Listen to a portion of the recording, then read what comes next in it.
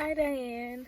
I really enjoyed your post, especially the 3 points that you included just pertaining to the work that we do in human services and like the different things that you kind of saw within the videos that we had to watch.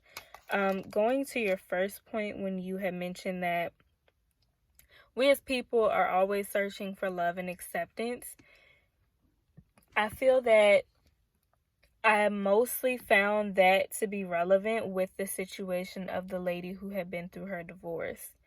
Um, when you just think about her situation of being married for a very long time and then, dealing with all the different cheating and the sex addiction that her husband had, amongst other things, one might question why she dealt with all of those things and, did not leave sooner. But I believe that, as you stated, we're always looking for love and acceptance. And I feel like for whatever reason, she felt within her heart that her husband was the best way for her to get love and acceptance. Rather, that was a conscious decision to stay in her marriage, or rather, it wasn't. I do feel like that played a part in it.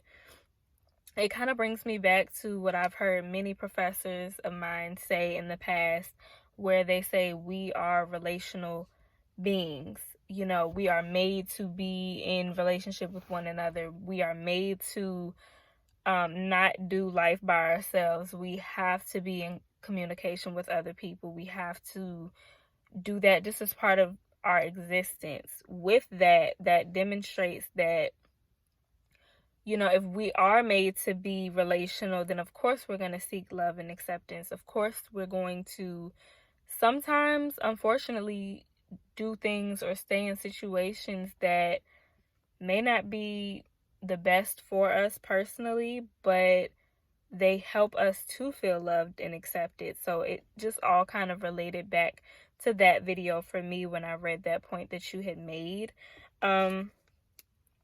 You also made a great point when you spoke about the importance of forgiveness. And I feel like that is very relevant to the addiction video that we watched, as far as the guy who was basically saying, not having his father fully present in his life and his childhood really affected him, and played a role in why he found comfort in, drugs and those sorts of things. I do feel like forgiveness is very important because growing up in certain situations where there are things going on, if we don't forgive the people who caused us our trauma, and if we don't really assess those things personally, then I feel like that leads us to make decisions that may not be the best for us. We're kind of acting out of emotion, whether we know it or we don't. So I do believe that, like you said, forgiveness is super important on so many levels, because I just believe that all of your past experiences, and good or bad, in addition to relationships that have not been mended, I think they all contribute to a person just getting to a place where they feel hopeless, they feel desperate, they feel that they need to resort to other things and to cope with their lives. So I definitely related that point to the addiction video. And then your last point of just the fact that we cannot fix our clients. We can just guide them to what it is that they're going to discover that they need to do. And that's hard as a counselor. I can honestly say sometimes you see certain potential in your clients and you want to help them in the best way possible, and you want so many things for them, and you see them not putting forth their effort, and it can be frustrating.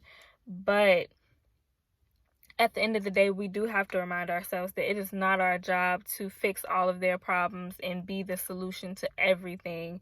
It's just not realistic, and I feel like that's an important thing to always keep in your mind through human services, period. Just that nothing from the client situation is going to be completely under your control.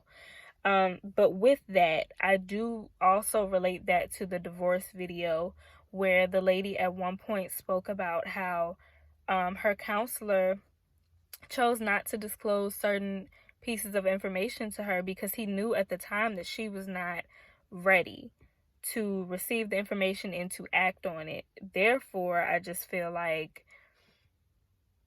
it leads back to the fact that we can't fix our clients. We can't expect them to just magically do whatever it is that we feel that they need to do. But we do possess the ability to kind of assess the situation and see where they're at, as her counselor did, and know how to act accordingly so that we can help them.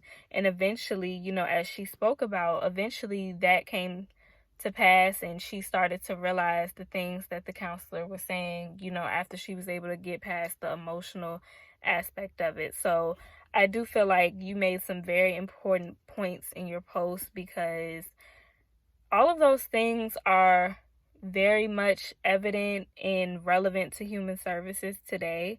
And, they're things that we constantly have to come into contact with. So I thank you for the points that you mentioned. Your post was very, very helpful to me.